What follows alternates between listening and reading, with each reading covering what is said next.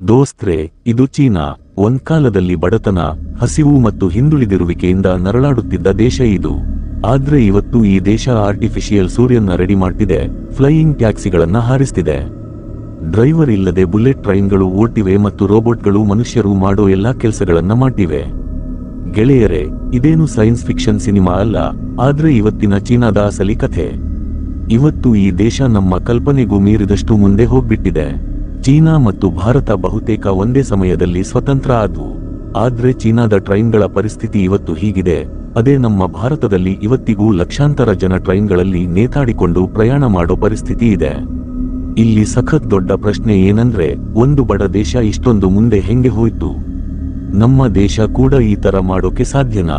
ಇವತ್ತಿನ ಈ ವಿಡಿಯೋದಲ್ಲಿ ನಾವು ನಿಮಗೆ ಚೀನಾದ ಇತಿಹಾಸ, ಅವರ ಇಡೀ ಪರಿಸ್ಥಿತಿಯನ್ನೇ ಬದಲಾಯಿಸಿದ ಶಿಕ್ಷಣ ನೀತಿ, ಅವರ ಖತರ್ನಾಕ್ ಟೆಕ್ನಾಲಜಿ ಮತ್ತು ನಿಮ್ಮ ಯೋಚನೆಯನ್ನೇ ಪೂರ್ತಿಯಾಗಿ ಬದಲಾಯಿಸೋ ಅಸಲಿ ಸತ್ಯಗಳನ್ನ ಹೇಳ್ತೀವಿ. ನಾವು ಇವತ್ತಿನಿಂದ ಬರೀ 50 ವರ್ಷಗಳ ಹಿಂದೆ ಅಂದ್ರೆ 1970ರ ದಶಕದ ಬಗ್ಗೆ ಮಾತಾಡಿದ್ರೆ, ಚೀನಾ ತುಂಬಾನೇ ಬಡ ದೇಶ ಆಗಿತ್ತು. ಆ ಸಮಯದಲ್ಲಿ ಎಲ್ಲಿ ಒಳ್ಳೆ ರೋಡ್ಗಳಿರಲಿಲ್ಲ, ಜನರಿಗೆ ಹೊಟ್ಟೆ ತುಂಬಾ ಊಟ ಇರಲಿಲ್ಲ, ದೊಡ್ಡ ಕಂಪನಿಗಳಂತೂ ಇರಲೇ ಇಲ್ಲ ಮತ್ತು ಟೆಕ್ನಾಲಜಿ ವಿಷಯದಲ್ಲಿ ಚೀನಾ ಜೀರೋ ಆಗಿತ್ತು. ಆದ್ರೆ ಅಷ್ಟರಲ್ಲೇ ಚೀನಾದಲ್ಲಿ ಒಬ್ಬ ವ್ಯಕ್ತಿ ಎಂಟ್ರಿ ಕೊಟ್ಟ. ಆತ ಚೀನಾದ ಹಣೆಬರಹವನ್ನೇ ಬದಲಾಯಿಸಿಬಿಟ್ಟ. ಆತನ ಹೆಸರು ಡೆಂಗ್ ಸಿಯಾವೋಪಿಂಗ್. ಈತ ಕೆಲವೊಂದು ಸಖತ್ ಮುಖ್ಯವಾದ ನಿರ್ಧಾರಗಳನ್ನ ತಗೊಂಡ. ಇದೇ ಕಾರಣಕ್ಕೆ ಇವನ್ನ ಚೀನಾದ ರೆವಲ್ಯೂಷನರಿ ಹೀರೋ ಅಂತ ಕರೀತಾರೆ. ಈತ ಒಂದು ಮಾತು ಹೇಳಿದ್ದ, ಬೆಕ್ಕು ಕಪ್ಪಗಿರಲಿ ಅಥವಾ ಬಿಳಿಗಿರಲಿ, ಅದು ಇಲ್ಲಿ ಹಿಡಿದ್ರೆ ಸಾಕು, ಅದೇ ಒಳ್ಳೆ ಬೆಕ್ಕು. ಇದರ ಅರ್ಥ ತುಂಬಾನೇ ಕ್ಲಿಯರ್ ಆಗಿತ್ತು. ಅವನಿಗೆ ಯಾವುದೇ ಐಡಿಯಾಲಜಿ, ಸಿದ್ಧಾಂತ ಮುಖ್ಯ ಆಗಿರಲಿಲ್ಲ, ಅವನಿಗೆ ಬರೀ ರಿಸಲ್ಟ್ ಬೇಕಾಗಿತ್ತು. ಆತ ಚೀನಾದ ಎಕಾನಮಿಯನ್ನ ಓಪನ್ ಮಾಡಿದ. ವಿದೇಶಿ ಕಂಪನಿಗಳು ತಮ್ಮ ದೇಶಕ್ಕೆ ಬರೋಕೆ ಅವಕಾಶ ಮಾಡಿಕೊಟ್ಟ. ಚೀನಾದ ಜನಸಂಖ್ಯೆ ತುಂಬಾನೇ ಜಾಸ್ತಿ ಇದೆ ಅಂತ ಅವನಿಗೆ ಗೊತ್ತಿತ್ತು. ಇಂತಹ ಪರಿಸ್ಥಿತಿಯಲ್ಲಿ ಹೊರಗಿನ ಕಂಪನಿಗಳು ದೇಶಕ್ಕೆ ಬಂದ್ರೆ ಇಲ್ಲಿನ ಜನರಿಗೆ ಕೆಲಸ ಸಿಗುತ್ತೆ ಮತ್ತು ಜನರ ಪರಿಸ್ಥಿತಿ ನಿಧಾನವಾಗಿ ಸುಧಾರಿಸುತ್ತೆ ಅಂತ ಅವನಿಗೆ ಚೆನ್ನಾಗಿ ಗೊತ್ತಿತ್ತು. ಮೆಲ್ಲಗೆ ಇಲ್ಲಿ ಫ್ಯಾಕ್ಟರಿಗಳು ಶುರುವಾದವು. ಜನರಿಗೆ ಕೆಲಸ ಸಿಗೋಕೆ ಸ್ಟಾರ್ಟ್ ಆಯ್ತು. ನಿಧಾನವಾಗಿ ಚೀನಾ ಇಡೀ ಪ್ರಪಂಚದ ಫ್ಯಾಕ್ಟರಿ, ವರ್ಲ್ಡ್ ಫ್ಯಾಕ್ಟರಿ ಆಗಿ ಬದಲಾಯಿತು. ಆ ಸಮಯದಲ್ಲಿ ಚೀನಾದಲ್ಲಿ ಪ್ರೊಡಕ್ಷನ್ ತುಂಬಾನೇ ವೇಗವಾಗಿ ನಡೀತಿತ್ತು. ಇಲ್ಲಿನ ಜನ ಕೆಲಸ ಮಾಡೋಕೋಸ್ಕರ ಹಗಲು ರಾತ್ರಿ ಕಷ್ಟಪಡ್ತಿದ್ರು. ಆದ್ರೆ ಅಸಲಿ ಆಟ ಶುರಾಗಿದ್ದು ಚೀನಾ ಬೇರೆಯವರನ್ನ ಕಾಪಿ ಮಾಡೋದನ್ನ ನಿಲ್ಲಿಸಿದಾಗ. ಯಾಕಂದ್ರೆ ಅಲ್ಲಿಯವರೆಗೂ ಚೀನಾ ಹೊರಗಿನ ವಸ್ತುಗಳನ್ನ ಕಾಪಿ ಮಾಡಿ ಕಮ್ಮಿ ರೇಟಿಗೆ ಮಾರ್ತಾ ಇತ್ತು. ಆದ್ರೆ ಯಾವಾಗ ಚೀನಾ ಸ್ವಂತ ಇನ್ನೋವೇಷನ್, ಹೊಸ ಸಂಶೋಧನೆ ಮಾಡಲು ಶುರು ಮಾಡ್ತೋ, ಅವಾಗಿಂದ ಚೀನಾದ ಪರಿಸ್ಥಿತಿ ಪೂರ್ತಿಯಾಗಿ ಬದಲಾಗೋಕೆ ಶುರುವಾಯ್ತು. ಆದ್ರೆ ಇಷ್ಟೆಲ್ಲ ಆದ್ರೂ ಇನ್ನೂ ಎಲ್ಲ ಬದಲಾಗಿರಲಿಲ್ಲ. ಯಾಕಂದ್ರೆ ಜನರ ಹತ್ತಿರ ಅಷ್ಟೊಂದು ಒಳ್ಳೆ ಶಿಕ್ಷಣ ಇರಲಿಲ್ಲ. ಅದಾದ್ಮೇಲೆ ಇವರು ಎರಡನೇ ಅತಿ ಮುಖ್ಯವಾದ ಕೆಲಸ ಮಾಡಿದ್ರು, ಅದು ಶಿಕ್ಷಣ ಕ್ಷೇತ್ರದಲ್ಲಿ. ಚೀನಾದಲ್ಲಿ ಚಿಕ್ಕ ವಯಸ್ಸಿನಿಂದಲೇ ಮಕ್ಕಳಿಗೆ ಹಾರ್ಡ್ ವರ್ಕ್ ಇಸ್ ಎವ್ರಿಥಿಂಗ್, ಕಷ್ಟಪಟ್ಟು ಕೆಲಸ ಮಾಡೋದೇ ಎಲ್ಲವೂ ಅನ್ನೋದನ್ನ ಹೇಳಿಕೊಡಲಾಗುತ್ತೆ. ಮಕ್ಕಳಿಗೆ ದಿನಕ್ಕೆ 11ರಿಂದ 12 ಗಂಟೆ ಓದಿಸಲಾಗುತ್ತೆ. ಕಾಂಪಿಟೇಷನ್ಗೆ ರೆಡಿ ಮಾಡಲಾಗುತ್ತೆ. ಈ ಮಕ್ಕಳ ಓದು ಹೆಂಗಿರುತ್ತೆ ಅಂದ್ರೆ, ಬರೀ ಅವರೇಜ್ ಆಗಿ ಪಾಸ್ ಆಗೋದು ಇವರ ಪ್ರಕಾರ ಓದೇ ಅಲ್ಲ. ಇವರು ಬರೀ ಟಾಪ್ ಬರಬೇಕಷ್ಟೇ. ಗವರ್ನಮೆಂಟ್ ಇವರ ಎಜುಕೇಶನ್ಗಾಗಿ ಕೋಟ್ಯಂತರ ರೂಪಾಯಿ ಖರ್ಚು ಮಾಡುತ್ತೆ. ಇವರ main focus science, technology, engineering ಮತ್ತು ಮ್ಯಾಥಮೆಟಿಕ್ಸ್, ಸ್ಟೆಮ್ ಮೇಲಿತ್ತು. ಅಂದ್ರೆ ಯಾವ ಓದಿನಿಂದ ಹೊಸ ಇನ್ನೋವೇಷನ್ ಮಾಡಬಹುದೋ ಆ ತರಹದ ಓದು. ಆಮೇಲೆ ಇವರ ಸ್ಕೂಲ್ ಓದು ಮುಗಿಯುತ್ತಿದ್ದ ಹಾಗೆ ಇವರನ್ನ ಹೆಚ್ಚಿನ ಓದಿಗಾಗಿ ವಿದೇಶಕ್ಕೆ ಕಳಿಸಲಾಗುತ್ತಿತ್ತು. ಹೊರಗಿನ ದೇಶಗಳಲ್ಲಿ ಓದೋಕೆ ಆಗೋ ಎಲ್ಲಾ ಖರ್ಚನ್ನ ಚೀನಾ ಸರ್ಕಾರನೇ ಕೊಡ್ತಾ ಇತ್ತು. ಹೀಗಾಗಿ ಈ ಮಕ್ಕಳಿಗೆ ದೊಡ್ಡ ದೊಡ್ಡ ಯೂನಿವರ್ಸಿಟಿಗಳು ಸಿಕ್ಕಿದ್ವು ಮತ್ತು ಅಲ್ಲಿ ಮಾಡರ್ನ್ ಎಜುಕೇಶನ್ ಕೂಡ ಸಿಕ್ತು. ಚೀನಾದಲ್ಲಿ ಪ್ರತಿ ವರ್ಷ ಎಷ್ಟು ಜನ ಇಂಜಿನಿಯರಿಂಗ್ ಮುಗಿಸಿಕೊಂಡು ಹೊರಗೆ ಬರ್ತಾರೋ ಅಷ್ಟು ಜನಸಂಖ್ಯೆ ಪ್ರಪಂಚದ ಎಷ್ಟೋ ದೇಶಗಳಲ್ಲೂ ಇಲ್ಲ. ಮತ್ತು ಇದೇ ಜನ ಇವತ್ತು ಚೀನಾವನ್ನ ಬಿಲ್ಡ್ ಮಾಡ್ತಿದ್ದಾರೆ. ಚೀನಾ ಬರೀ ಯೂಸರ್ಸ್, ಬಳಕೆದಾರರನ್ನು ರೆಡಿ ಮಾಡ್ತಿಲ್ಲ, ಬದಲಿಗೆ ಕ್ರಿಯೇಟರ್ಸ್, ಹೊಸದನ್ನು ಸೃಷ್ಟಿಸುವವರನ್ನು ತಯಾರು ಮಾಡ್ತಿದೆ. ಈಗ ಚೀನಾವನ್ನ ಫ್ಯೂಚರ್ ದೇಶವನ್ನಾಗಿ ಮಾಡ್ತಿರೋ ಕೆಲವು ಇನ್ವೆನ್ಷನ್ಗಳ, ಸಂಶೋಧನೆಗಳ ಬಗ್ಗೆ ಮಾತಾಡೋಣ. ಮೊದಲನೆಯದು ಹ್ಯಾಂಡ್ ರೆಕಗ್ನಿಷನ್ ಪೇಮೆಂಟ್. ದೋಸ್ತ್ರೆ, ಚೀನಾದಲ್ಲಿ ಪೇಮೆಂಟ್ ಮಾಡೋಕೆ QR ಕೋಡ್ ಸ್ಕ್ಯಾನ್ ಮಾಡೋ ಅವಶ್ಯಕತೆನೇ ಇಲ್ಲ. ಅಲ್ಲಿ ನಿಮಗೆ ಪ್ರತಿಯೊಂದು ಜಾಗದಲ್ಲೂ ಈ ತರಹದ ಡಿವೈಸ್ ಕಾಣಿಸುತ್ತೆ. ಇಲ್ಲಿ ಬರೀ ನಿಮ್ಮ ಅಂಗೈಯನ್ನ ಅದರ ಮುಂದೆ ಇಟ್ರೆ ಸಾಕು, ಪೇಮೆಂಟ್ ಆಗಿಬಿಡುತ್ತೆ.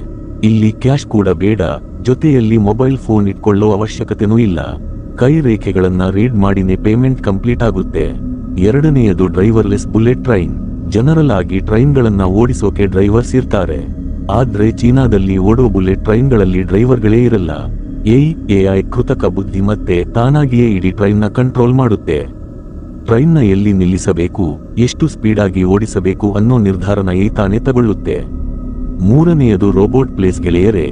ಈಗ ಚೀನಾದ ಟ್ರಾಫಿಕ್ ಅನ್ನ ಮನುಷ್ಯರಲ್ಲ, ರೋಬೋಟ್ಗಳು ಹ್ಯಾಂಡಲ್ ಮಾಡ್ತಿವೆ. ಇವು ಮನುಷ್ಯರನ್ನ ರೀಡ್ ಮಾಡ್ತವೆ ಮತ್ತು ಅವರ ಗಾಡಿ ನಂಬರ್ಗಳನ್ನ ನೆನಪಿಟ್ಟುಕೊಳ್ಳುತ್ತವೆ. ನಾಲ್ಕನೆಯದು ಫ್ಲೈಯಿಂಗ್ ಟ್ಯಾನೆ. ನಾವು ಸಾಮಾನ್ಯವಾಗಿ ಹೆಲಿಕಾಪ್ಟರ್ ಮತ್ತು ಪ್ಲೇನ್ಗಳು ಹಾರೋದನ್ನ ನೋಡಿದ್ದೀವಿ. ಆದ್ರೆ ಇಲ್ಲಿ ನೋಡಿ, ಗಾಳಿಯಲ್ಲಿ ಟ್ಯಾಕ್ಸಿ ಹಾರ್ತಿದೆ. ಯಾರೆಲ್ಲ ಟ್ರಾಫಿಕ್ ಜಾಮ್ನಿಂದ ಬೇಸತ್ತು ಹೋಗಿದ್ದಾರೋ ಅವರಿಗೋಸ್ಕರ ಚೀನಾ ಈ ಸೂಪರ್ ಸೊಲ್ಯೂಷನ್ ಕಂಡುಹಿಡಿದಿದೆ. ಇದೊಂದು ಗಾಳಿಯಲ್ಲಿ ಹಾರೋ ಟ್ಯಾಕ್ಸಿ ಪ್ಯಾಸೆಂಜರ್ಸ್ನ ಕರ್ಕೊಂಡು ಹೋಗುತ್ತೆ. ಎಲ್ಲಕ್ಕಿಂತ ದೊಡ್ಡ ವಿಷಯ ಏನಂದ್ರೆ ಇದರ ಒಳಗಡೆ ಡ್ರೈವರ್ ಇರಲ್ಲ. ಅಂದ್ರೆ ಇದು GPS ಮತ್ತು ಈ ಸಹಾಯದಿಂದ ಓಡುತ್ತೆ. ಐದನೆಯದು ಆರ್ಟಿಫಿಷಿಯಲ್ ಸನ್, ಕೃತಕ ಸೂರ್ಯ. ಇದು ಚೀನಾದ ಅತ್ಯಂತ ಖತರ್ನಾಕ್ ಇನ್ವೆನ್ಷನ್. ನಿಜ ಹೇಳ್ಬೇಕಂದ್ರೆ ಇದು ಅಸಲಿ ಸೂರ್ಯನಷ್ಟೇ ಹೀಟ್, ಶಾಖ ಪ್ರೊಡ್ಯೂಸ್ ಮಾಡಬಲ್ಲದು. ಚೀನಾದ ಈ ಎಕ್ಸ್ಪರಿಮೆಂಟ್ ಏನಾದ್ರೂ ಸಕ್ಸಸ್ ಆದ್ರೆ ಇಡೀ ಪ್ರಪಂಚಕ್ಕೆ ಅನ್ಲಿಮಿಟೆಡ್ ಎನರ್ಜಿ ಸಿಗುತ್ತೆ. ಚೀನಾದಲ್ಲಿ ಇವತ್ತು ಸೋಲಾರ್ ಸಿಸ್ಟಮ್ ತುಂಬಾನೇ ಜಾಸ್ತಿ ಯೂಸ್ ಮಾಡ್ತಾರೆ. ಆದ್ರೆ ರಾತ್ರಿ ಆಗ್ತಿದ್ದ ಹಾಗೆ ಸೋಲಾರ್ ಪ್ಯಾನಲ್ಗಳು ಕರೆಂಟ್ ಪ್ರೊಡ್ಯೂಸ್ ಮಾಡಲ್ಲ. ಇಂತಹ ಸಮಯದಲ್ಲಿ ಈ ಕೃತಕ ಸೂರ್ಯ ಕೆಲಸಕ್ಕೆ ಬರ್ತಾನೆ ಮತ್ತು ಇದರ ಸಹಾಯದಿಂದ ಕರೆಂಟ್ ರೆಡಿ ಮಾಡಲಾಗುತ್ತೆ. ಗೆಳೆಯರೇ, ಭಾರತ ಮತ್ತು ಚೀನಾ ಒಂದೇ ಸಲಿ ಸ್ವತಂತ್ರ ಆದ್ವು. ಆದ್ರೆ ಚೀನಾ ನಮ್ಮ ದೇಶಕ್ಕಿಂತ ಇಷ್ಟೊಂದು ಮುಂದೆ ಹೆಂಗೆ ಹೋಯಿತು? ಯಾಕಂದ್ರೆ ಚೀನಾ ಮೇನ್ ಆಗಿ ಫೋಕಸ್ ಮಾಡಿದ್ದು manufacturing, technology, modern education, infrastructure, roadways, railways ಮತ್ತು ಏರ್ವೇಸ್ ಕನೆಕ್ಟಿವಿಟಿ ಮೇಲೆ.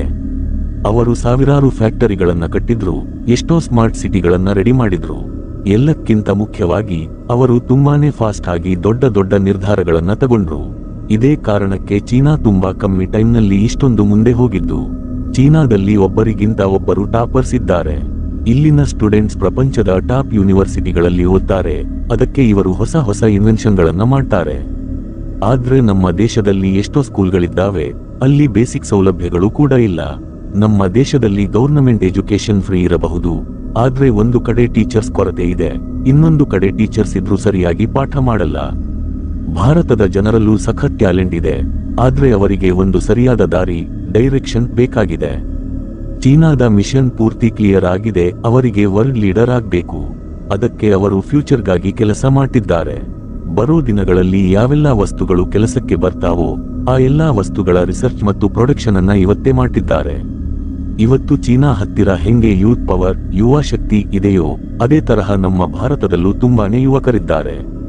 ಆದ್ರೆ ನಮ್ಮ ಶಿಕ್ಷಣ ನೀತಿ, ಎಜುಕೇಶನ್ ಪಾಲಿಸಿ ಸೂಪರ್ ಆದ್ರೆ, ಇನ್ಫ್ರಾಸ್ಟ್ರಕ್ಚರ್ ಚೆನ್ನಾಗಿದ್ರೆ ಮತ್ತು ಗವರ್ನಮೆಂಟ್ ಹೊಸ ಹೊಸ ಇನ್ವೆನ್ಷನ್ ಮಾಡೋಕೆ ಸೌಲಭ್ಯಗಳನ್ನ ಮಾಡಿಕೊಟ್ರೆ ಇಂಡಿಯಾ ಕೂಡ ಇಡೀ ಪ್ರಪಂಚವನ್ನ ಲೀಡ್ ಮಾಡಬಹುದು.